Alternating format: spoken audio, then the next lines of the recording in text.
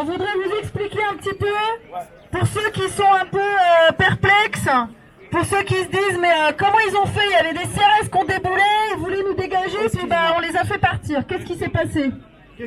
Il y a une dame qui est venue me voir en me disant mais comment t'as fait? Qu'est-ce qui se passe? Parce que après on nous accuse de collaborer avec les flics, etc. Donc ça n'a rien à voir. C'est ton charme. C'est mon charme. Peut-être que ça joue, qui sait? Qui sait? Non, il faut comprendre comment ça fonctionne en fait. C'est la loi, c'est le droit en fait. C'est tout simple. Quand on déclare une manifestation, on a un papier de la préfecture que je n'ai plus sous la main. Est-ce qu'il y a un déclarant qui a son papier avec lui? Voilà. Donc on a Thierry qui avait le papier, donc on est allé les voir. Et les keufs, on vous signale qu'on est déclarant de manif, que c'est officiel, c'est écrit sur le papier. Dispersion 18h. Voilà. Place Saint-Pierre au pied du Sacré-Cœur. Tout là c'est la place Saint-Pierre. Donc on est allé les voir, on leur dit on se calme messieurs. Et moi j'ai tout de suite appelé le contact qu'on a à la police, à la préfecture de police, en leur disant Monsieur Belleux, on a des très bons rapports, on vous signale qu'on a déclaré la manif, respectez, il y a des hommes à vous là, des CRS, une compagnie qui est ici, et qui veut nous dégager alors qu'il n'est que 17h. Intervenez s'il vous plaît. Et au téléphone, Monsieur Belleux me dit ok Madame Tissier, bon, je vais voir ça, je m'en occupe. Voilà. Il a raccroché, 5 minutes après, les ordres étaient donnés. Entre-temps, nous, on a fait bloc, on s'est imposé, on était tous les signataires ici, on a tenu le choc, on a tenu tête au CRS qui était quand même un petit peu, on va dire, un peu excité. Voilà, on leur a dit on se calme les gars, on a la décla, et voilà. Et ils ont vu, ils ont reçu l'ordre, et ils ont dit ah d'accord, excusez-nous, on n'avait pas vu, on a été mal informés. Effectivement, on voit que vous avez la déclaration. Donc on vous laisse tranquille jusqu'à 18h. Maintenant, voilà, si vous devez sortir du champ, enlevez les gilets, bon, le truc habituel. Voilà. Donc en fait, les flics, ils sont aussi mal informés entre eux. Enfin bon, on sait pas comment ça se passe entre eux, mais bon, on sait très bien que les pauvres, hein, ils ont peu de moyens, comme tous les services publics, ils sont à l'agonie. Ils ont plus de radio, ils ont pas de. Donc voilà. En tous les cas, tout ce qu'on voit, c'est que quand on fait bien les choses et qu'on a la loi avec nous, ça peut fonctionner correctement. Et on a fait bloc, et on était 25, on est 25 co-signataires de cette déclaration de manif. On est 25 et on appelle à amplifier ce groupe. Parce que plus on sera nombreux à co-déclarer, plus on sera fort comme ça, face à la préfecture et pour affirmer notre droit. Qu'est-ce qu'on est en train de faire en ce moment avec le groupe? On compte déclarer chaque semaine des manifs au départ de l'Arc de Triomphe et des Champs-Élysées. Pourquoi on fait ça? Parce que depuis le 5 janvier, nous avons déclaré 8 manifestations au départ de l'Arc de Triomphe et sur les champs. Et nos cortèges se sont toujours bien passés, relativement bien. Il y a eu quelques incidents quand même, mais dans l'ensemble, on a maintenu le calme dans nos cortèges. On a fait en sorte qu'il n'y ait pas de casse. On a réussi à canaliser l'énergie débordante on va dire des révolutionnaires un peu, voilà, de ceux qui ont envie d'en découdre en leur disant attends, calme-toi mon gars, ça sert à rien de lancer un caillou. On a déclaré la manif, on est là pour aller au bout de notre manif, donc on se calme, voilà. Et les manifs se sont bien passées, toutes celles déclarées jusqu'à l'acte 17 qu'on avait déclaré au départ des champs. L'acte 18, nous avons tous reçu des menaces, des pressions de la part de certains gilets jaunes, on va dire un peu ultra, qui nous ont dit l'acte 18, on veut que ça pète sur les champs, vous déclarez rien, sinon ce sera de votre faute, nanana. Nous, on a eu tellement de pression, on a vu tout ce qui se préparait sur les réseaux sociaux qu'on s'est dit bon, on va pas déclarer la manif parce que ça va être le champ de bataille. On a donc dit à la préfecture qu'on ne déclarait rien, on a appelé à retrouver le cortège de la marche climat. Avec les 100 000 personnes qu'on défilé. On a fait un cortège qui est parti du Trocadéro, qui a rejoint la marche climat, et ça s'est très bien passé. Voilà. Après, on a vu ce qui s'est passé sur les champs. Il y a eu des dégâts, ça a pété, les gens en avaient marre, on a tenté l'insurrection. On voit très bien que la phase insurrectionnelle, elle ne fonctionne plus aujourd'hui dans le mouvement. Ça ne peut pas fonctionner tout simplement parce que la police est là et elle fait son taf. Hein.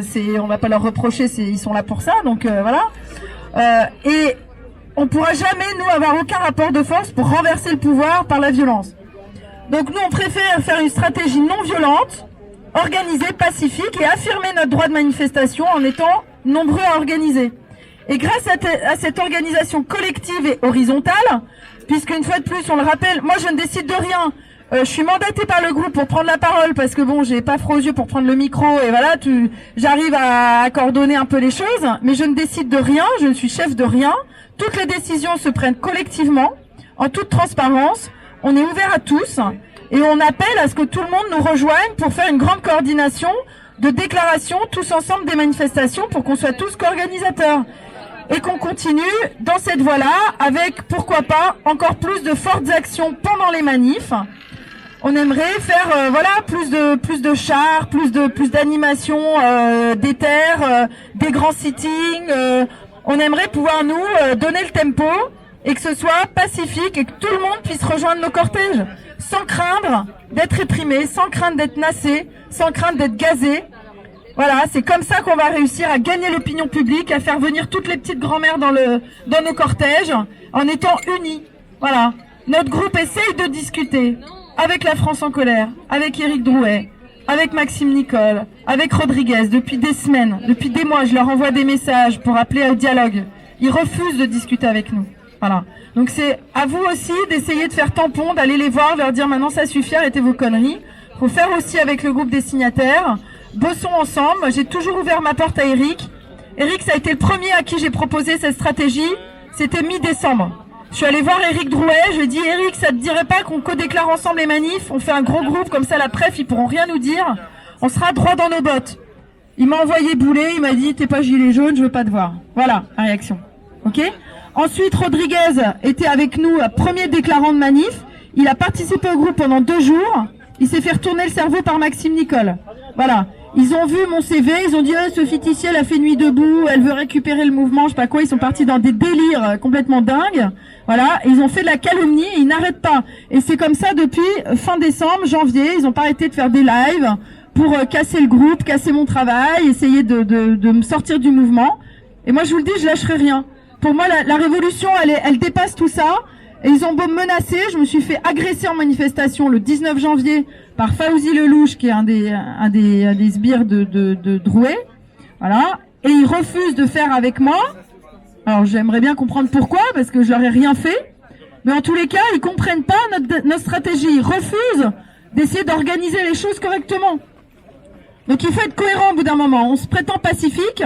Mais maintenant, il faut que les actes suivent et que ça suive cette ligne-là. On peut pas se dire pacifique et puis partager des actes, des événements Facebook qui appellent à l'ultimatum, à l'insurrection, avec des mecs en noir qui tiennent un pavé à la main. Hein, il faut être cohérent. Donc soit on appelle au pacifisme et on agit de telle sorte, en étant cohérents et tous ensemble unis, soit ça va être la fin du mouvement, parce que les flics ils nous feront pas de cadeaux. Vous avez vu ce qui se passe aujourd'hui, on appelle en sauvage.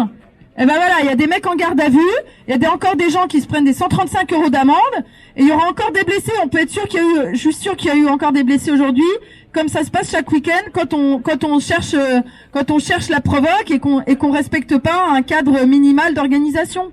Voilà. De fait, nous on était moins nombreux. On s'est pas fait voir comme on aurait pu se faire voir. Exactement, voilà. Et ça c'est dommage.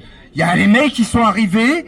Il y avait des cars qui les attendaient, tu m'étonnes, tout est annoncé sur Facebook d'avance, tu m'étonnes que les flics, ils sont au courant de ce qui va se passer. Et eux, ils ont des moyens de locomotion différents des nôtres, hein, ils vont plus vite, hein, ok? Donc il y avait plus que les cars qui les attendaient pour les mettre dedans et les envoyer en garde à vue. Résultat des courses, notre petite manifestation organisée par Sophie et ses compères, et ben quoi, on était combien aujourd'hui ? On était 2200 d'après le syndicat de France Police en colère, qui était avec nous d'ailleurs toute la manif, ils nous soutiennent, hein, les policiers en colère. Il y avait également les motards en colère qui étaient avec nous, qui ont encadré la manif. Et grâce à tout ce dispositif et grâce au lien petit à petit de respect mutuel qu'on a mis en place avec ces messieurs de la préfecture, ils ont respecté notre cortège. Vous avez vu qu'il y avait aucun CRS en tête de cortège, il y avait aucun flic aux abords, et on nous a foutu la paix, on n'a pas été nassés, on n'a pas été gazés, parce qu'on a respecté, on va dire, notre cadre qu'on avait mis en place. Et c'est nous qui donnons nos parcours à la préfecture. Hein, la préfecture ne nous dicte rien. Donc il y a des ragots qui courent sur les réseaux sociaux qui disent que la préfecture nous nasse et nous manipule. C'est faux. C'est nous qui donnons les ordres à la préfecture et aux flics. Quand on déclare les manifs, ils sont à notre service. C'est la loi. Servons-nous-en. Voilà, il faut être malin, il faut être stratège. Il faut arrêter maintenant de se monter les uns contre les autres et de fantasmer une insurrection sauvage, etc. Ça ne marchera jamais. Il faut être réaliste et lucide. Donc vraiment, on espère que vous tous ici présents, les Gilets jaunes, vous allez nous aider à promouvoir sur les réseaux sociaux, dans les groupes Gilets jaunes, les événements de Déclata Manif et à nous soutenir et à dire à la France en colère et à tous ceux qui nous censurent d'arrêter leurs conneries et d'être dans la cohésion, dans l'unité.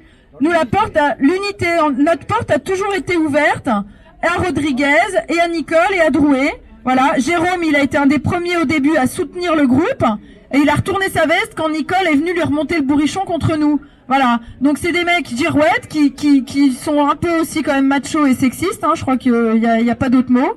Parce que voilà, je vous passe les détails, mais bon, quand Nicole m'a vu, un des premiers trucs qu'il m'a dit, pourquoi t'as la tête rasée, t'es féministe, les casse-couilles, les féministes, voilà. Hein, donc voilà, si c'est ça leur mentalité aux mecs, qui veulent garder l'hégémonie du mouvement, tout en disant, on n'est pas leader, hein, mais bon, il faut pas aller à la manif à tisser, hein, donc ils se comportent quelque part exactement comme ceux qu'on dénonce au pouvoir, et voilà, c'est soit on fait tous ensemble dans la cohésion et on va avancer, on va faire progresser ce mouvement, soit c'est mort, c'est foutu d'avance, quoi.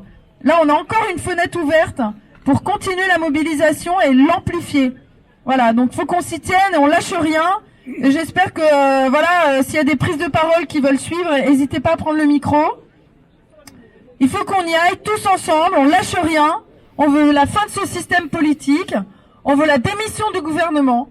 On veut la démission, évidemment, de Castaner, qui est un criminel. Il n'y a pas d'autre mot. Castaner est un criminel, si tu m'entends, viens mettre en garde à vue, hein, Casta, t'es un criminel, il n'y a pas d'autre mot. Voilà. La répression, on l'a vu, elle est sanglante, c'est inacceptable, mais maintenant, stoppons-la, nous en restant dignes, et en restant irréprochables, et en affirmant notre droit citoyen de manifester. Voilà. On lâche rien, et bientôt, on récupérera les champs, grâce aux attaques au tribunal administratif qu'on est en train de mettre en place. Parce que fort de nos déclarations de manif pacifiques où ça se passe bien, on va pouvoir auprès du tribunal de Paris montrer qu'on a tout à fait le droit de faire des manifs déclarés comme on a fait pendant 8 actes jusqu'au l'acte 17. On a déclaré les manifs, ça s'est bien passé, donc on va pouvoir récupérer les Champs-Élysées en manif déclarés en attaquant les arrêtés préfectoraux. C'est ce qu'on est en train de mettre en place avec notre avocat qui est maître Florian Borg. Florian Borg, c'est l'ancien président du syndicat des avocats de France. C'est un avocat brillant qui ne nous demande rien du tout pour attaquer, pour nous soutenir notre dossier. Et on va attaquer tous les arrêtés préfectoraux qui interdisent le droit de manifester sur les champs. Et on va l'attaquer systématiquement pour prouver que c'est bien une attaque contre des opposants politiques qui est en train de mettre en place. Le fait que ces arrêtés préfectoraux sortent systématiquement, ça démontre en fait que c'est une attaque politique qui est assénée, que c'est discriminant envers des gilets jaunes pacifiques qui ont tout à fait le droit de manifester. Voilà, c'est notre stratégie.